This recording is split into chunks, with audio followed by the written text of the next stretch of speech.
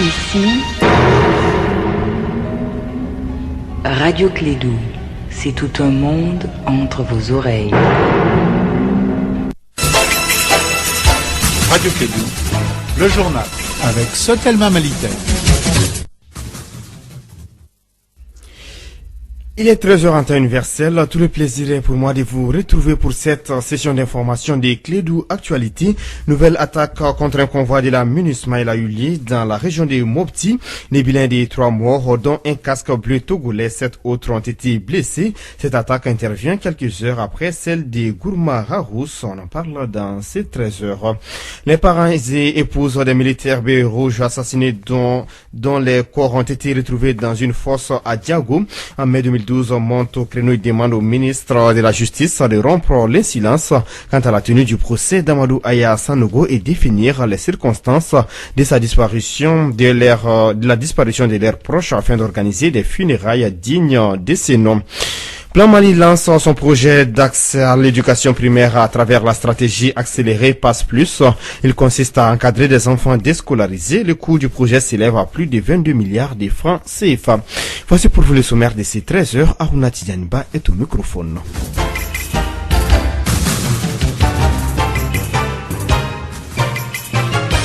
Une fois de plus, bonjour à tous. Je vous le disais tantôt, double attaque au Mali. La première visant un convoi de la MINUSMA dans la région de Mopti a fait 3 morts et 7 blessés alors que l'armée malienne est encore victime d'une autre attaque terroriste à Gourma-Harous. Là, pas de pertes en vie humaine, mais les dégâts matériels est important car les femmes ont perdu quelques véhicules et une citerne. Kassim Traoré nous en parle.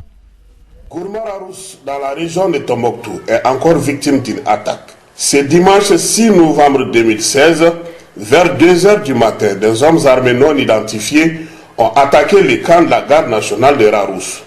3 véhicules ont été emportés, un 4e brûlé, plus un camion citerne rempli de carburant. Les éléments dans le camp ont résisté face à la puissance de feu des assaillants. En tout cas, il n'y a pas eu de perte en vie humaine.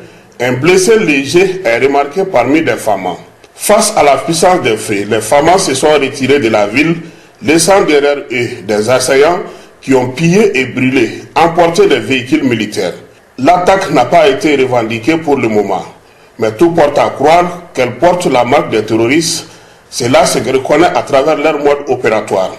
On se rappelle que le lundi 3 août 2015, entre 4h et 5h du matin, des hommes armés non identifiés avaient aussi attaqué le poste de sécurité de l'armée dans le même cercle de Gourma Harous. Le bilan était de 11 soldats maliens tués. Cette fois-ci, il n'y a pas eu de perte en vies humaines car les militaires maliens se sont retirés de la ville.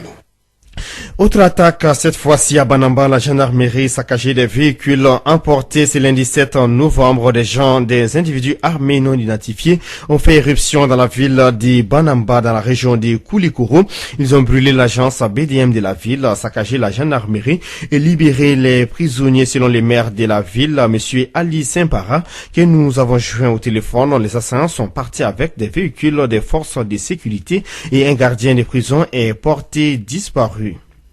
Vers 1h, nous avons eu des coups d'une attaque armée, donc on a entendu des coups de tir et la population s'est tirée. Pendant 2 jours, 3 heures de temps, il y avait des tirs. Donc après, quand ça s'est calmé, le constat qu'on a fait, on a constaté que le véhicule de la gendarmerie a été emporté, le véhicule de la garde a été emporté, il y a 3 motos de la gendarmerie qui ont été emportées. Ils ont libéré les prisonniers, ils ont attaqué à la BDM, ils l'ont ouvert, ils l'ont saccagé, ils l'ont brûlé. C'est passé hier soir apparemment. Et malheureusement, après le bilan, on a constaté la disparition d'un surveillant de prison. Voilà, les assaillants là, est-ce qu'ils ont été identifiés? Les enquêtes, ça c'est au niveau de la gendarmerie, les enquêtes, ils sont en droit, on dit que c'est les gens d'année et bien armés, dans les véhicules de moto et de véhicules. À l'instant, Ali Saint-Para, maire de la ville de Banamba dans la région de Koulikoro, ici à Bamako, les familles des victimes des bérets rouges réclament justice. Réunis au sein d'une association, les parents et épouses des militaires bérets rouges assassinés étaient face à la presse ce week-end. Ils demandent au ministre de la Justice de rompre le silence et de leur dire à quelle date il va organiser les procès d'Amadou Aya Sanogo, mais aussi une justice équitable et des funérailles à l'endroit de leurs parents assassinés. Reportage Astan Diawara. Depuis 4 ans, les parents des victimes attendent le jugement des présumés auteurs pour enterrer leurs fils, qui sont les 21 bérets rouges disparus. Yacouba Dambélé, secrétaire général de l'association des parents et épouses des militaires bérets rouges assassinés à Pembra. L'objet de la rencontre aujourd'hui, c'était de demander le ministre une date où le procès de Sanogo et ses compagnons doivent se tenir. Nous demandons au ministre de la Justice pour qu'il nous clarifie exactement une date. Je crois que l'instruction a été bouclée depuis longtemps et le dossier a été renvoyé auprès de la cour d'assises. Et jusqu'à présent, c'est un silence total des autorités. Donc pour cela, nous nous sommes levés aujourd'hui pour réclamer une date butoir du procès. Les parents des victimes interpellent les autorités pour qu'ils fassent toute la lumière sur les circonstances de la disparition de leurs proches. Nous demandons au ministre de la Justice jugement, qu'on fasse notre jugement. Parce que ces enfants-là, ce sont nos enfants et ce sont les enfants du Mali. Je suis la fille de Benhalès Sagara. À quand son jugement? D'après les conférenciers, la réconciliation étant un objectif crucial, vital, essentiel pour le pays, elle passe par le processus de respect des droits des victimes. Les victimes ont droit à la justice, à la vérité et à la réparation des préjudices subis, indique-t-il. Parlons politique à présent. La tête des listes de l'URD en commune 4 du district de Bamako a lancé samedi sa campagne électorale en vue des communales du 20 novembre prochain dans son fief de Lafiabougou. Le candidat Cheikh Oumar Kouné se veut être le candidat de la réforme pour le bien-être de sa population.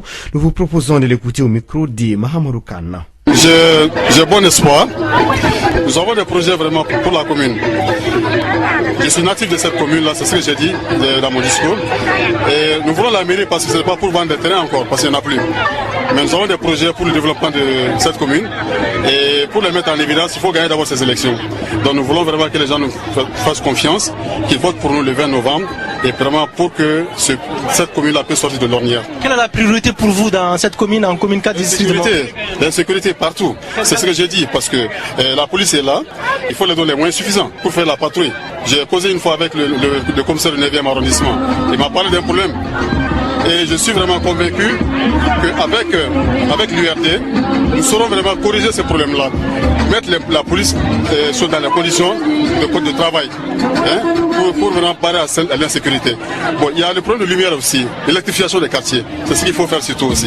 Parce qu'il y a la lumière, et puis ça va dissuader aussi l'insécurité. À l'instant, Cheikh Oumar Kouné, tête des listes du parti URD en commune 4 du district de Bamako, des propos recueillis par Mahamadou Khan. À Sikasso, ce premier week-end de la campagne électorale est passé dans une ambiance morose. C'est ce que nous indique notre correspondant local, Zoumana Traoré. À l'instar des autres localités du pays, la campagne pour les élections municipales du 20 novembre a débuté dans la cité verte du Kénédougou dans une ambiance morose après quelques reports. Néanmoins, en dépit d'un début de campagne non énergique, les principaux acteurs de la ville laissent apercevoir les affiches des partis, des alliances de partis ou des associations qui concourent à la course de la municipalité. Pour l'instant, du côté des populations, l'engouement n'est pas à la hauteur des souhaits. La politique fait le jeu de la politique et nombre d'individus trouvent opportun l'occasion pour se satisfaire leurs vœux auprès d'éventuels candidats. Mais ce n'est que partie remise. Les partis, les alliances de partis et les associations sont à l'œuvre dans l'ombre par l'entremise des candidats, des directeurs de campagne et autres pour convoiter le maximum de suffrages le 20 novembre. Pourtant, le 20 novembre n'est plus loin. Et la stratégie est bonne pour les candidats de visiter les notables et les leaders d'opinion afin d'avoir leur aval. Dès les premières heures, la campagne s'est montrée avec une stratégie non agressive, mais ces dernières heures montrent que la campagne va retrouver son effervescence lorsque les partis vont adopter une stratégie plus agressive à travers une politique de lobbying, auquel cas les enjeux d'une élection municipale seront clairement définis pour séduire un bon électorat. Soumana Traoré, Sikasso, pour Radio Clédou. Par contre, à Ségou, dans la capitale des Balanzans, ce premier week-end de la campagne électorale a été bien animé dans la commune urbaine de Ségou. Voyons le film des activités avec notre correspondant Douba Dambélé.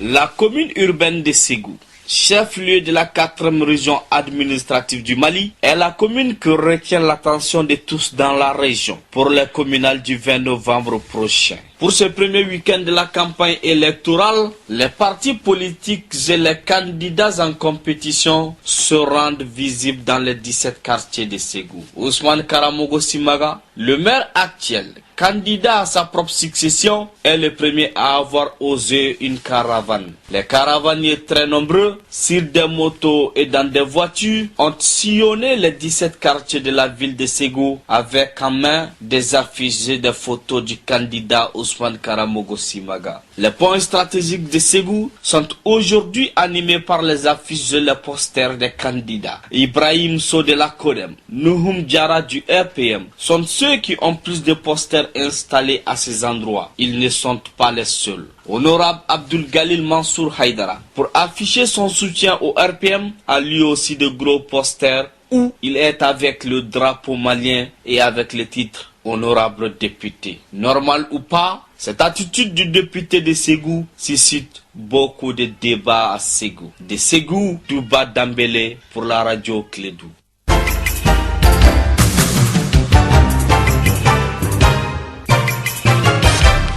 Actualité en bref, la carte Nina le nouveau casse-tête des Maliens vivant en France. Pour avoir cette carte, c'est plus qu'un parcours de combattants. Depuis un mois, beaucoup de nos compatriotes qui vivent en France, recensés depuis 2010, pour certains dans le cadre du RAVEC, n'ont pas encore leur nouvelle carte.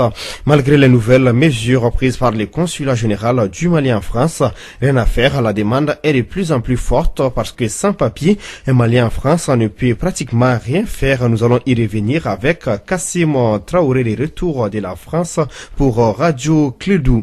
L'accélération dans la délivrance des passeports, les échanges dans les foyers avec les Maliens, l'amélioration du service au niveau du consulat général du Mali en France.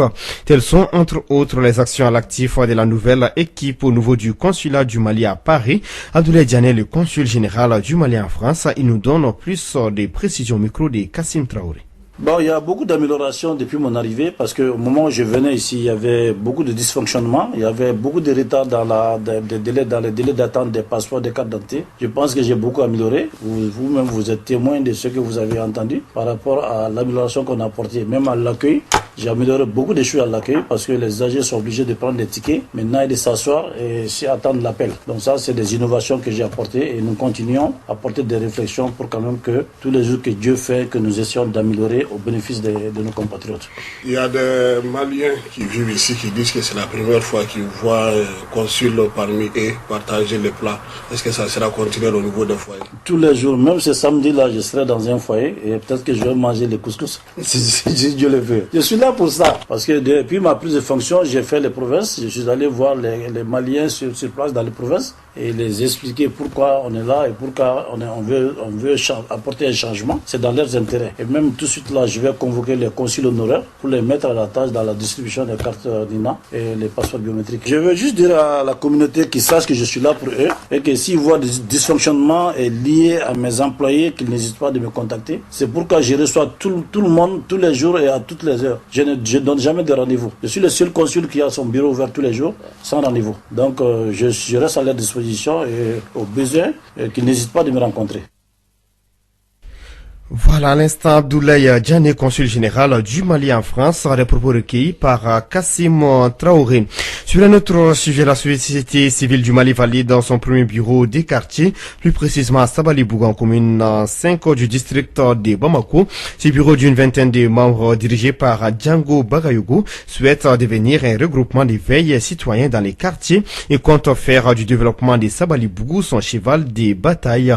Les propos du président Django Bagayogo sont recueillis par Clédou Info. Ce bureau serait là pour suivre toutes les activités dans le quartier, par exemple des politiques, le développement du quartier, le bien-être de la population. Nous souhaitons quand même avoir une force vraiment pour créer une situation vivable dans notre quartier.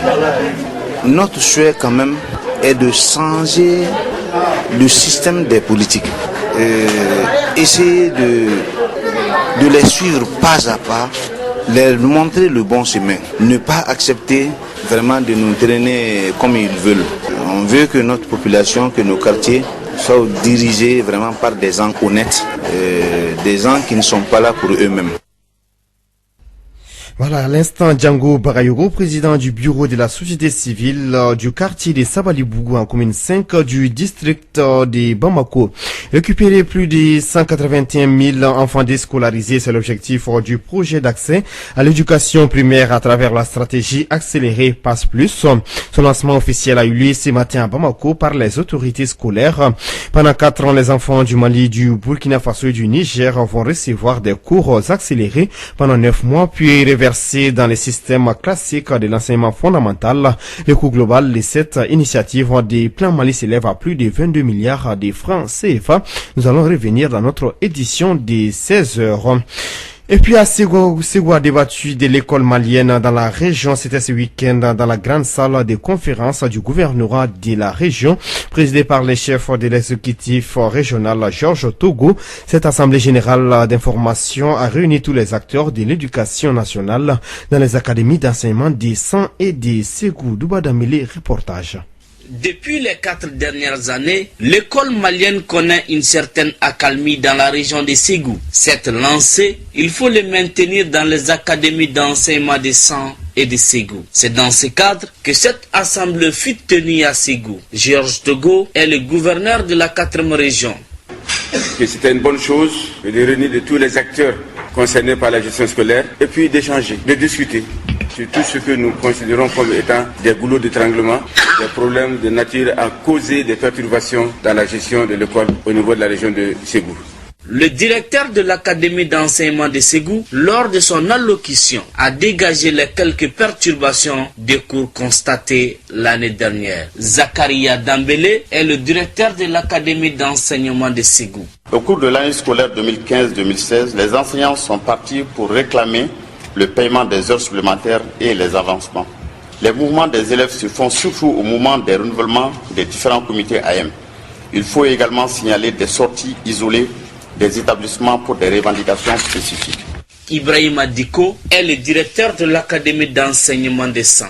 L'académie de San n'a pas connu de perturbations majeures l'année scolaire écoulée. Nous n'avons pas connu de rétention de notes. Nos évaluations se sont déroulées normalement et à temps. Le porte-parole des syndicats à la rencontre, camarade Alassane Koulibaly, a défini l'engagement des enseignants et professeurs de Ségou à maintenir le dynamisme qui a permis à Ségou d'être le meilleur aux différents examens l'année dernière au Mali. De Ségou, Douba Dambélé pour la radio Clédou.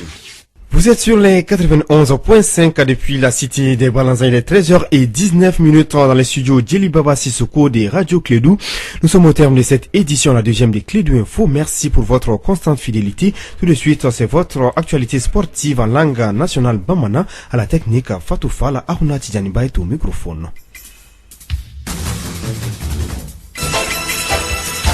Radio Clédou, le journal avec Sotelma Malitaire.